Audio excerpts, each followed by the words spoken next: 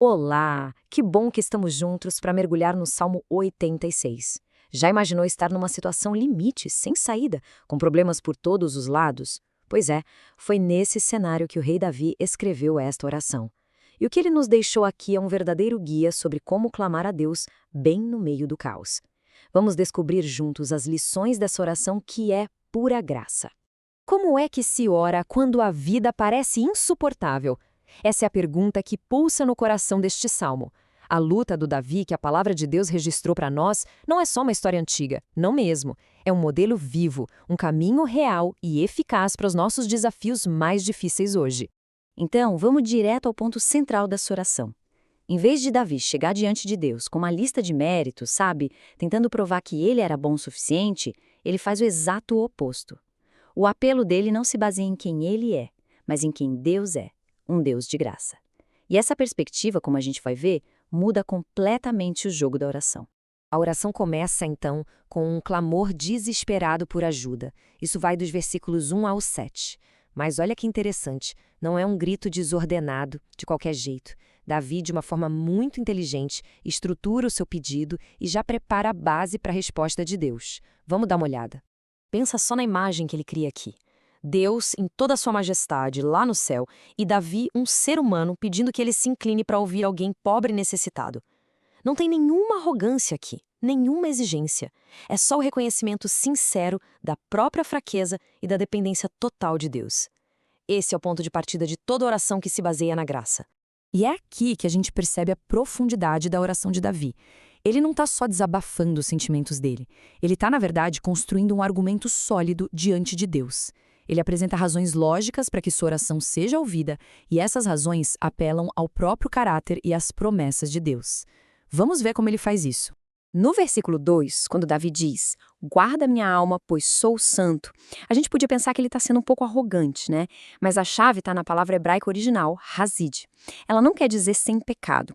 O significado é mais como leal, dedicado, alguém que pertence a Deus por meio de uma aliança, um relacionamento de compromisso. O que Davi está dizendo é, eu sou teu, eu pertenço ao teu povo. É um apelo baseado nesse relacionamento, não na perfeição dele.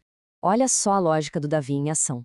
Primeiro, ele apela para a compaixão de Deus. Sou pobre e necessitado. Depois, para a fidelidade da aliança. Eu pertenço a ti. Em seguida, para a sua fé. Eu confio em ti. E por fim, para a sua dependência constante. Eu clamo a ti o dia todo. Cada um desses passos reforça a ideia que a esperança dele está inteiramente em Deus e não nele mesmo. Agora, a partir do versículo 8, a oração muda de tom. Completamente. É uma virada dramática, intencional. Davi para de olhar para as ondas gigantes do problema e levanta o olhar para a grandeza de Deus. E essa mudança de foco não é só uma pausa, não. É o coração da oração. É a fonte da esperança dele. Essa comparação aqui no slide captura perfeitamente essa jornada da oração. Começa no desespero, sabe? Cercado pelos espinhos dos problemas. Mas quando o foco muda da nossa necessidade para o poder incomparável de Deus, a luz da esperança invade tudo. Contemplar a grandeza de Deus não é uma fuga da realidade, pelo contrário, é o que nos dá força para encarar a realidade. E bem no meio desse louvor todo, Davi faz um dos pedidos mais profundos de toda a Bíblia, lá no versículo 11. Ele não quer só que Deus resolva os problemas de fora. Ele quer uma transformação por dentro. Ele pede, ensina-me o teu caminho. Um compromisso de andar na sua verdade e, o mais incrível de tudo, une o meu coração para temer o teu nome. Um coração dividido, aquele que tenta servir a Deus e, ao mesmo tempo, ao dinheiro, ao poder ou a qualquer outra coisa, é uma fonte de frustração sem fim. Davi ansiava por uma lealdade única.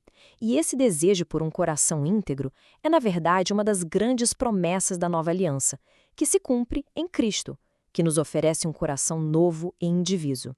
Depois de focar na grandeza de Deus, Davi volta a apresentar seu pedido. Mas agora a confiança dele foi fortalecida. Ele não apela mais só com base na sua necessidade, mas com base na força e na fidelidade do caráter de Deus, que ele acabou de adorar. Essa declaração no versículo 15 é a base do apelo final dele. Davi está basicamente dizendo, Deus, eu sei quem tu és porque foi o Senhor mesmo quem se revelou assim. A esperança dele não está num otimismo qualquer, mas na própria palavra de Deus sobre quem ele é. E de onde Davi tirou essa confiança toda? Ele não inventou essas palavras, não. Ele está citando diretamente do livro de Êxodo, capítulo 34, onde o próprio Deus se descreve para Moisés. Isso mostra que Davi era um homem que conhecia as Escrituras a fundo e usava esse conhecimento como base da sua oração. E aqui está um modelo de oração poderosíssimo para a nossa vida. Primeiro, a gente vai à palavra de Deus para aprender quem Ele é. Depois, em oração, a gente apresenta esse mesmo caráter a Ele, pedindo que Ele haja de forma consistente com quem Ele mesmo se revelou ser.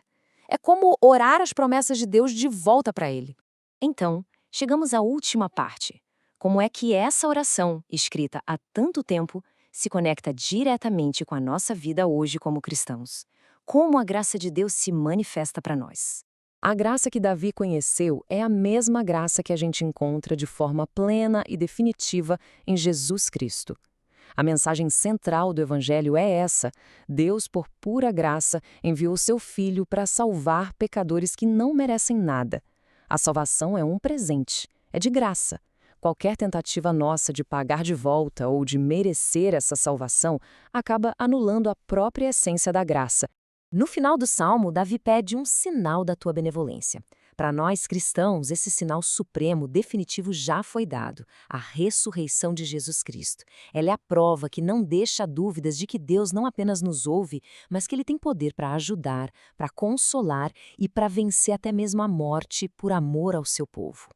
E assim, o Salmo 86 nos deixa com esta pergunta fundamental. Saber que Deus é cheio de graça, isso muda a maneira como a gente apresenta as nossas necessidades a Ele? Se a gente realmente crê que está se aproximando de um Pai compassivo e bondoso, como isso transforma os nossos pedidos, principalmente naqueles dias em que a vida parece insuportável? Refletir sobre isso pode de fato mudar tudo.